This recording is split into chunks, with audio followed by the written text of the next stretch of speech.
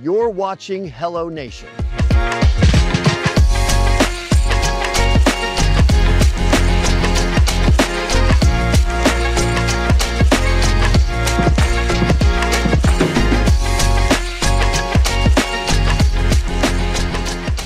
Hello and welcome to the HelloNation podcast, your voices of good news. I'm Prescott Rossi. We have Kobe running the boards, Pam producing, and today we are proud to be joined as part of our Hello Automotive series, locally recognized BMW and Mini specialist and automotive expert, Josh Anderson from Bavarian Motor Cars. Josh, welcome to the show. Hey, Prescott. Thanks for having me. I appreciate you taking time to sit down and have a conversation. Yeah, I've been looking forward to this one. I love Bavarian Motor Works and the cars from that region in Germany. Now, Josh, being the voice of good news, we like to start each episode by asking our guests to share their own and tell a little something about themselves. So, Josh, tell us a little about yourself and some good news happening for you right now. I've been in this industry for going on 20 years now. Just celebrated the Memorial Day holiday with my family. It was my wife and I's 18th anniversary on Sunday, so it was good to get away for a day. We've got 4 kids at home, so anytime we can get a little bit of time away, just for us, it's always a good time. Yeah. And there's no shortage of great places to go check out in the Atlanta area and North Georgia, for that matter, as well. So as part of our Hello Automotive series, we want to recognize you as an expert in the field and help our listeners better understand what quality automotive service and long-term BMW and Mini ownership should actually look like. So we have a list of questions we'll go over. We'll also do a little activity a little bit later on in the show. But before we get to that, I have some questions for you first, Josh. So first off, a lot of BMW owners automatically assume the dealership is their only option. What are some of the biggest misconceptions people have when it comes to comparing dealerships and independent specialists? Well, there's some misconceptions that happen in the place of the customer's mind, and one of probably the biggest ones that we hear a lot is, I didn't think that an independent specialist would be capable of the same level of testing and repairs and that type of thing as the dealership. So that's a common one we hear quite a bit, and that's just really not the case. Good independent specialists really invest in technology and equipment and access to the same information that the dealership has access to, which really allows us to be able to deliver the same, or actually oftentimes higher level of service than you would get at a dealership. Now, you mentioned, being an independent specialist. We're seeing more people specifically searching for BMW specialists instead of general repair shops. What actually makes someone a BMW specialist? Yeah, that's a great question. And there used to be in this industry, it was called the 80/20 rule, and that was where 80% of the stuff that happens in one car happens in all the cars, and then 20% was more of a brand specific technology or system or process. And as we've seen the technology advance in these cars, it's really turned more into like a 70/30 or even a 60/40 rule. These manufacturers have gotten really good at improving and constantly evolving this technology. So if you're not staying up to date with the new technology, the new training classes when they come out from the manufacturer, technical service bulletins, investing in the latest tools like oscilloscopes and factory level diagnostic equipment, then you are falling behind the times, and you're falling behind the times very quickly. This industry is evolving a lot, almost seems like weekly. There's some new technological breakthrough or integration. And historically, BMW's, the iconic kidney grille, the shark noses on some of those 90s sedans. It's much more than just that. When it comes to continuing education and being up to date on the technology in the cars, I mean, what are some of the things that you've noticed that have, really taken some big advances when it comes to BMWs and Minis as well in recent years? BMW and Mini have really embraced network technology, so it's helped them eliminate a lot of wiring on the vehicles. But what it's resulted in is a much more complicated communication structure, where traditionally you might have, a sensor that was just sensing whatever aspect, say a camshaft position sensor. It's just reading position data like a Hall effect sensor and sending that back to the control unit. Newer cars, that might process its own data and transmit that processed data over a CAN bus wiring system to communicate it with whatever control units need that information.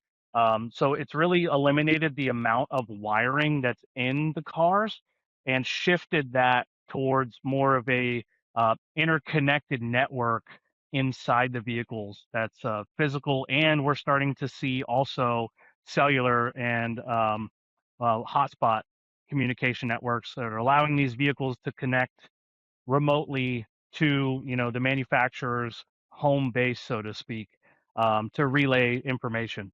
Oh, that's awesome. Yeah. So, from your perspective, what's the biggest difference between a transactional repair experience? I would imagine with some of that technical aspects, that can be very complicated, and a long term ownership relationship.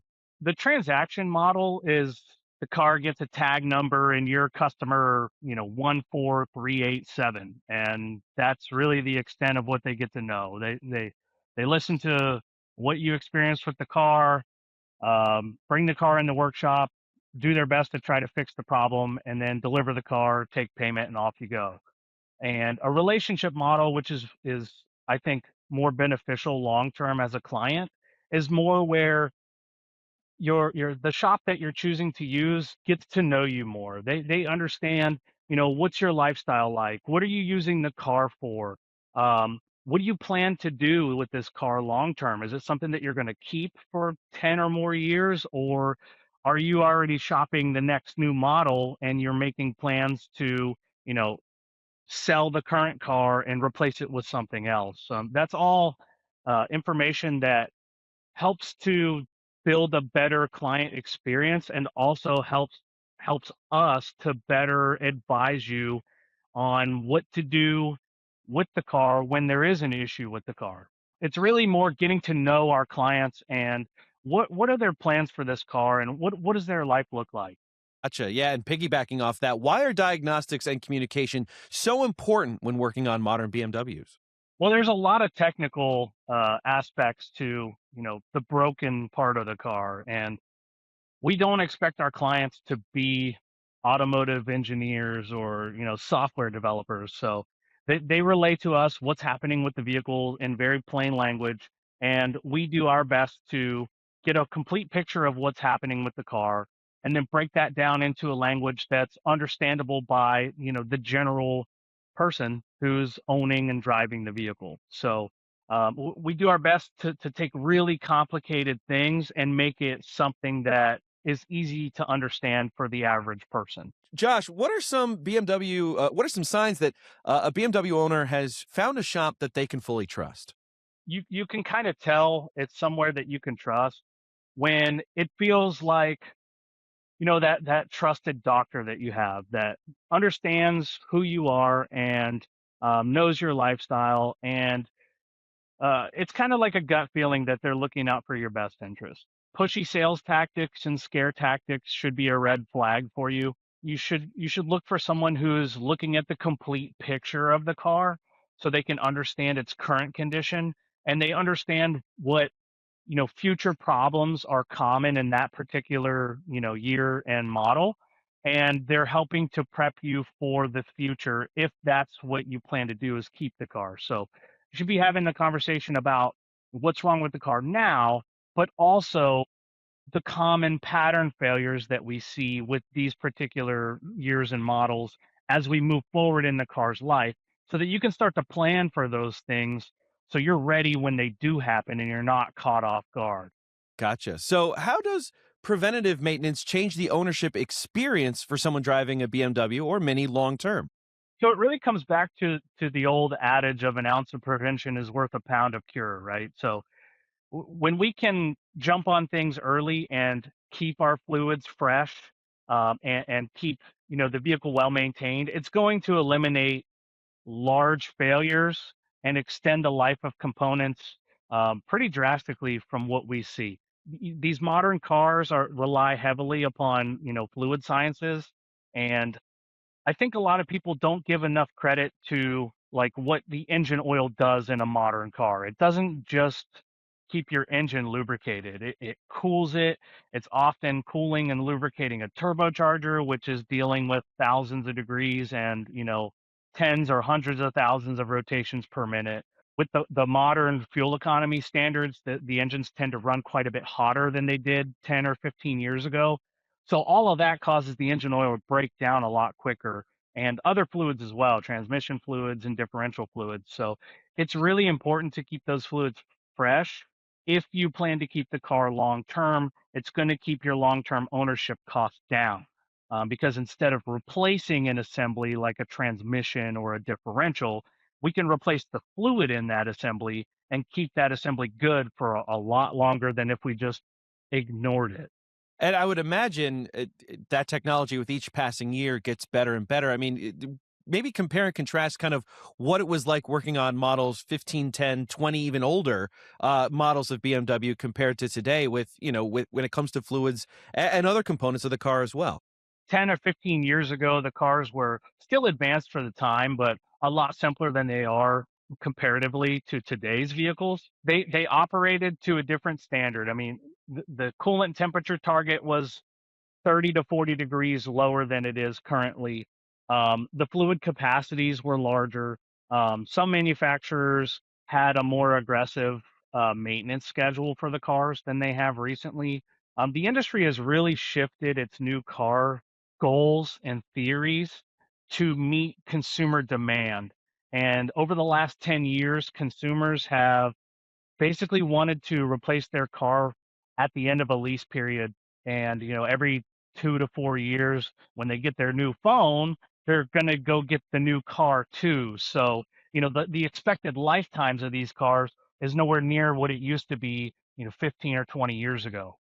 And, as you mentioned a few minutes ago about, all the new changes and year to year upgrades to the different BMW models. Are there things in the future for 2027 and beyond that you're keeping an eye on that, this could be a real game changer in the BMW industry? Yeah, there's definitely some moves in the industry. Right to Repair Act has been something that's been under fire really heavily in the last really 5 years. Manufacturers are moving a lot more towards, I guess you could call it like a Tesla model, where the vehicle's connected to their servers. Diagnostics happens through their servers. And they're really, I mean, they don't say that their intention is to cut out independent service specialists, but all of the actions that are happening moving forward are definitely pointing towards making it extremely difficult or impossible for you to take your car to an independent specialist for anything related to something as simple as, a warning light. So many listeners may be nervous about leaving the dealership after their warranty expires. What advice would you give to those people? I would say maybe do some research online, ask around. I mean, a lot of these cars have a pretty tight knit communities. Like there's BMW owner groups. There's a lot of Mini Cooper owner groups, and word travels far and fast in those groups about, experiences that people have had with different repair facilities that are in the area. Once you kind of do that research, make a couple of phone calls or stop in and have a conversation with somebody. Introduce yourself and what car you have, and see if they have any advice or common things that they see, and go from there. What would be your message to someone to maybe get them to be more involved in knowing how and why their car operates the way it does?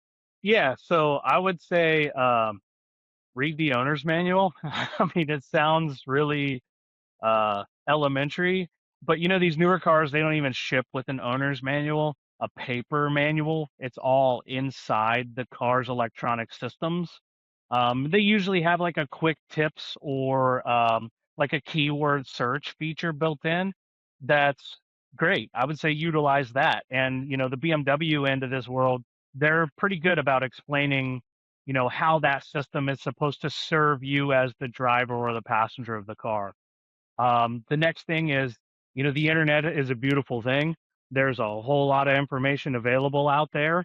I mean, just something as simple as typing in your year and model that you have, and then common issues, and search. And Many people do a great job of documenting the types of issues that they have with their cars, to help, the community around them and the ownership world. I would say spend a little bit of time researching, what it is that you own and drive. You'll be a better you'll be better informed to make the best decisions for you with the car if you understand the vehicle a little bit more. Yeah, if I know anything about the car community, it is detailed. That is for sure. So, what are some common mistakes BMW owners make that leads to expensive repairs later on? Probably the biggest thing we see that would make a world of difference over the lifetime ownership of your car is following an extended oil service interval. Most of these newer BMWs recommend 10,000 miles. It's just not realistic. And what owners need to understand is those recommendations for maintenance and service are written to keep the vehicle good for the life of the warranty period, not for the possible life of the car. So when these manufacturers write these recommendations, they're really only thinking about, you know, what's good for this car for 4 years and 50,000 miles. They're not thinking, what should we do to keep this car good for 10 years or more so that you can use it and then pass it on to your kids or a family member or whatever. That's probably the biggest thing. I would say to anybody who's watching and listening, if you own a modern German vehicle, you should absolutely be servicing that engine oil every 5,000 miles. Wow, that's a fascinating thing. I had no idea that they were pushing 10,000-mile intervals now with oil changes. So, how should drivers think about value when it comes to maintaining a luxury vehicle like a BMW? Value is kind of what you get over the long run for your dollar versus price is what you pay today. Maximizing value might be a little more price in the now, but for instance, if we change our transmission fluid every 60,000 miles, right? There's a price to that. Changing it costs money versus not changing it doesn't. But if we can enjoy, 150, 200,000 mile life of that unit, that's way more value than not addressing those fluids when we can. So I think value is really more of a long term point of view versus a very short term point of view of price of what am I paying right now for this thing. So it's just a different perspective to look at your purchase decisions through. You mentioned earlier that service is the ultimate luxury. What does that phrase mean to you personally when it comes to taking care of customers? I like to build relationships. So to me, service is not just fixing the problem. Service is understanding the client and understanding how best we can serve that client. Service is knowing that you're doing business with a person who's not going to take advantage of you, who's going to be open and honest, who's going to share all of the information that they have about the vehicle, not just some of the information that they have about the vehicle. They're really they're serving you to a level that is in your best interest, if that makes sense. And in my mind, that's why service is the ultimate luxury. Because when you do have that issue with your car, you have significantly less anxiety when you have somebody that you know that you can trust who is going to do right by you and give you the best advice possible with your vehicle. Absolutely. Trust is everything. Alrighty, Josh, this has been fantastic so far. And believe me, I could chat BMWs and cars and service with you all afternoon, but we got to keep the show moving a little bit. So we're going to switch up now. And now we're going to go to our new segment, which we're calling Dealership or Specialist. I'll present to you, Josh, some real world scenarios that BMW drivers and really all drivers face behind the wheel. I'd like you to respond by explaining whether a dealership, independent specialist, or both would make the most sense in that situation and explain why. So, dealership or specialist, your BMW just came out of warranty and you're deciding where to take it next. I would probably say specialist in that instance, mainly because, you know, specialists are more in tune with the needs of a vehicle later on in its life, past the warranty period. They have a better understanding of What type of issues do we see at 60,000, 80,000, 100 or more thousand miles? Then the dealerships are inundated day in and day out with a lot of warranty repairs and recall repairs. So, they're very good at taking care of issues on new vehicles less than 4 years old that are still under warranty. They just aren't exposed to a lot of issues that develop later on in the car's life when the age and the mileage start to get racked up. They just aren't really aware of what to look for, so to speak. So I think a specialist would best in that regard. All righty. Okay, on to the next one. A warning light comes on, but the vehicle still seems to drive normally. Dealership or specialist? I would probably say, really, it could be a dealership or specialist. Of course, I'm a little bit biased towards the specialist because I'm not in a dealership. But really, any well equipped specialist should be able to handle any warning lights that you have come on in your vehicle, no matter what it is. It'd be a better outcome, most likely, if you sought out help from a specialist than a dealership. Specialists are a little more in tune with diving deeper into issues and go further than just scan faults, look for service bulletins, and then go from there. So we like to focus on symptoms and dig deeper as needed to find the root cause of problems. So you're not just replacing a whole bunch of parts to finally figure out which one fixed the problem. Yeah, I know I've been taking my car to a specialist for years and have not looked back. Okay, so you've been quoted a major repair and want a second opinion. Dealership or specialist? Probably go to a specialist in that instance. Again, I'm assuming the car has some age and mileage on it, and they're going to be more aware of some common issues than the dealership. Plus, if you can find a specialist like maybe a friend is using, somebody that they trust, especially for a second opinion. Alrighty, Josh. So next up, dealership or specialist? You've been quoted a major repair and want a second opinion. So if I was quoted a major repair from a dealership, I would absolutely look for a second opinion from a specialist. It'd be great if you could maybe get a referral from friend or family to a specialist that they know.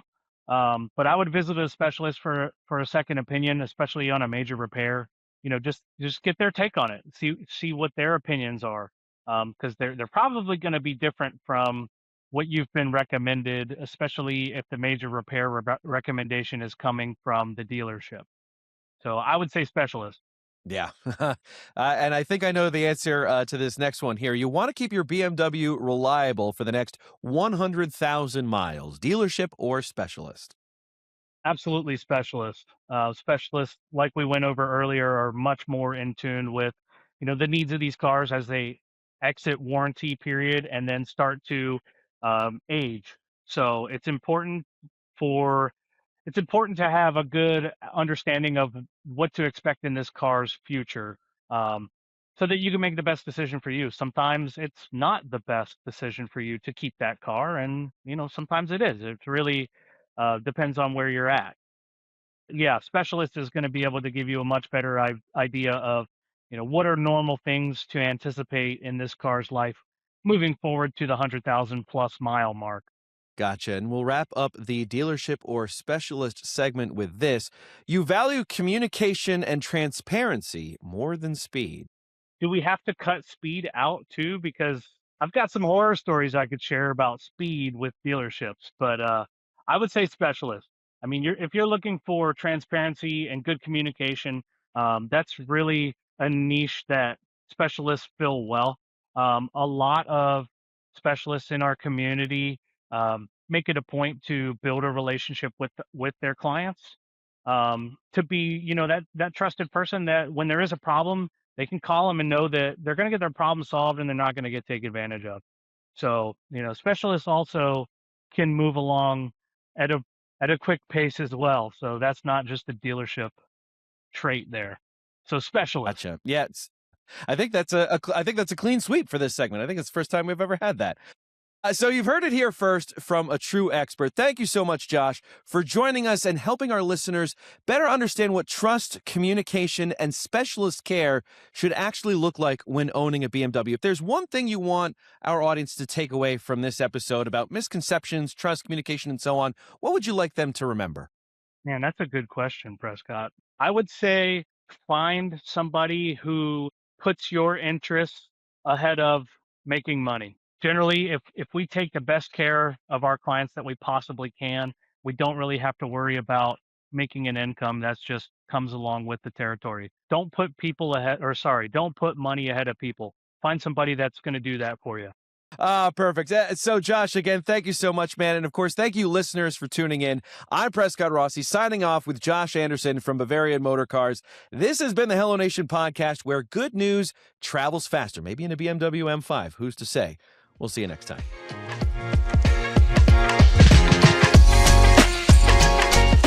Thanks for watching HelloNation.